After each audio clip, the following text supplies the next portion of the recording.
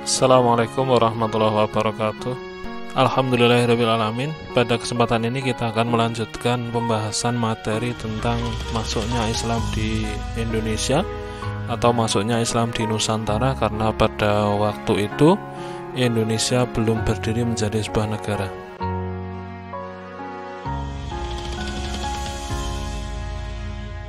Bismillahirrahmanirrahim. Yang akan kita bahas pada hari ini adalah kondisi masyarakat Indonesia sebelum Islam datang. Ada 5 aspek yang akan kita pelajari. Aspek yang pertama adalah sosial budaya. Jadi sebelum Islam datang ke negeri kita, negeri Indonesia, terdapat banyak suku bangsa, dan suku bangsa yang tersebar dalam beberapa pulau ini mempunyai corak seni, budaya, dan bahasa yang berbeda-beda atau beragam. Kemudian, untuk aspek agama dan kepercayaan, sebelum Islam masuk ke Indonesia sebenarnya sudah ada beberapa agama dan kepercayaan. Yang pertama adalah agama Hindu, agama Buddha, dan sebagian mempercayai Kapitaya. Agama Hindu lahir di India sekitar tahun 1500 sebelum Masehi dan kitab suci Weda. Agama Buddha dengan kitab suci Tripitaka lahir di India kurang lebih tahun 500 sebelum Masehi. Sementara itu Kapitaya adalah sebuah kepercayaan yang memuja Sang Hyang Toya, yakni yang bermakna hampa atau kosong. Mereka mendefinisikan bahwa Sang Hyang Toya adalah Sang Hyang Widi tan kena kinaya ngopo yen ana palah dudu. Tuhan itu tidak boleh diserupakan atau bahkan terlintas gambarannya di pikiran kita. Kalau sampai diwujudkan, maka itu berarti bukan Tuhan. Sedangkan menurut para orientalis, mereka mengklasifikasikan bahwa kepercayaan nenek moyang Indonesia itu ada 2 jenis, yaitu animisme dan dinamisme. Animisme adalah kepercayaan manusia terhadap roh nenek moyang yang diyakini mendiami semua benda yang ada di alam dan memberi pengaruh terhadap kehidupan. Jadi animisme itu kepercayaan bahwa dalam setiap benda itu ada roh-rohnya. Sedangkan dinamisme adalah kepercayaan terhadap kekuatan abstrak yang ada pada suatu benda. Dalam hal ekonomi, ada beberapa mata pencaharian yang dimiliki oleh penduduk asli dari Nusantara. Mereka yang berada di pedalaman biasanya mempunyai mata pencaharian sebagai petani, yaitu dengan bercocok tanam dan memelihara hewan atau yang disebut dengan beternak. Sementara mereka yang tinggal di pesisir, di dekat pantai atau laut, maka biasanya adalah menjadi nelayan dan menjadi pedagang dengan berhubungan dagang dengan negara lain. Dalam bidang sosial dan politik, ketika Islam belum masuk ke Indonesia, ada beberapa kerajaan yang sudah berkuasa. Antara lain adalah Sriwijaya, Singosari, dan Majapahit. Selanjutnya, suku bangsa yang ada di Indonesia itu jumlahnya sangat banyak dan beragam dan mempunyai corak seni, budaya, dan bahasa yang berbeda-beda. Berbagai keberagaman ini adalah kekayaan yang tidak ternilai yang harus dipertahankan. Untuk selanjutnya kita akan membahas tentang teori masuknya Islam ke Indonesia.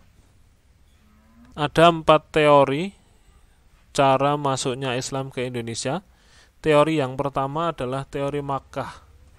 Teori Makkah ini didukung oleh Hamka, Van Leur, dan T.W. Arnold. Mereka mengatakan bahwa Islam masuk ke Indonesia itu pada abad ke-7 dan dibawa oleh orang-orang Arab, terutama dari Mesir. Ada beberapa tanda yang menunjukkan hal itu. Yang pertama adalah pada abad 7 di pantai barat Sumatera itu sudah ada perkampungan Arab, dan ada berita dari Tiongkok yang berasal dari hikayat dinasti Tang tentang orang-orang Tasih, orang-orang Arab yang tinggal di sana. Kemudian kerajaan Islam pertama di Nusantara, yaitu Samudra Pasai, menganut mazhab Syafi'i, mazhab yang sama dengan mazhab Makkah dan Mesir. Selanjutnya, Raja Samudra Pasai, kerajaan Islam pertama tadi, memakai gelar Malik, gelar yang sama yang dipakai oleh Mesir. Teori yang kedua adalah teori Persia. Menurut teori ini, Islam masuk ke Indonesia itu pada abad ke-15 dengan dibawa oleh orang-orang Persia. Ada beberapa tanda yang menunjukkan hal itu. Yang pertama adalah adanya peringatan hari Asyura atau tanggal 10 Muharram. Meninggalnya Husain bin Ali dirayakan juga di daerah Sumatera Barat, yaitu Tabwik atau Tabut, dan di Jawa dengan membuat bubur suro. Hal ini sama dengan kebiasaan peringatan orang Syiah atau orang Islam yang berasal Persia yang hari ini menjadi negara Iran. Kemudian kesamaan lainnya adalah adanya ajaran tasawuf Syekh Siti Jenar dengan Al-Halaj, seorang sufi yang berasal dari Persia. Dan yang ketiga adalah penggunaan istilah Persia dalam mengeja huruf Arab untuk bunyi harokat.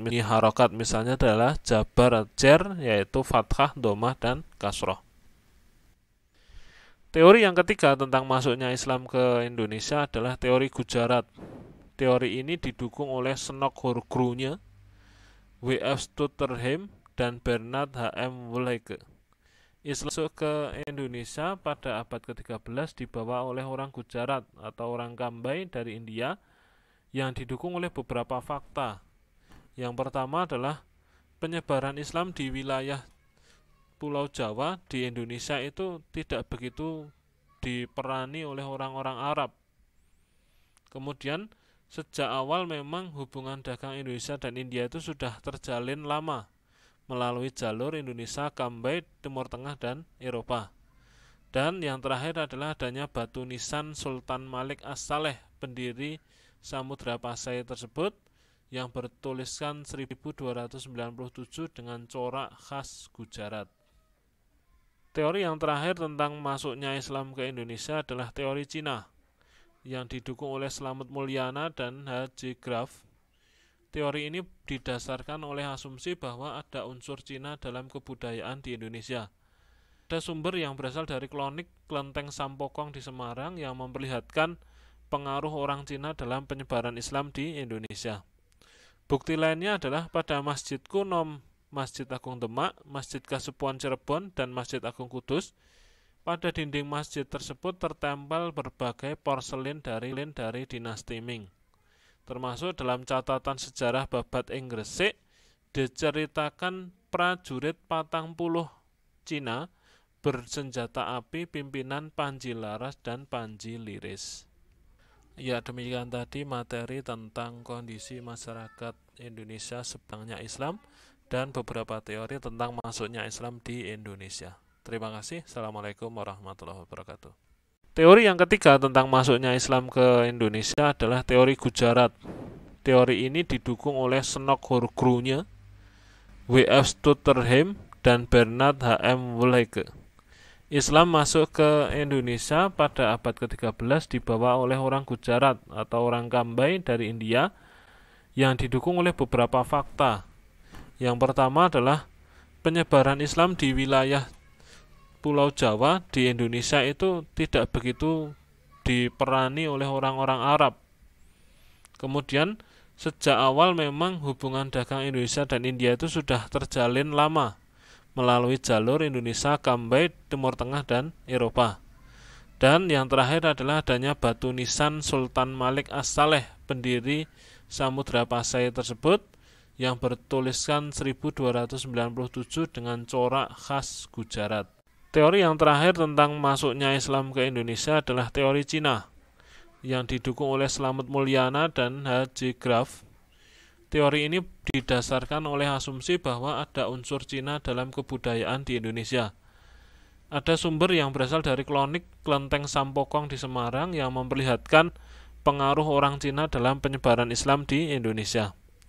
Bukti lainnya adalah pada Masjid Kuno, Masjid Agung Demak, Masjid Kasepuhan Cirebon, dan Masjid Agung Kudus. Pada dinding masjid tersebut tertempel berbagai porselin dari dinasti Ming. Termasuk dalam catatan sejarah Babat ing Gresik diceritakan prajurit 40 Cina bersenjata api pimpinan Panji Laras dan Panji Liris. demikian tadi materi tentang kondisi masyarakat Indonesia sebelum datangnya Islam dan beberapa teori tentang masuknya Islam di Indonesia. Terima kasih. Assalamualaikum warahmatullahi wabarakatuh.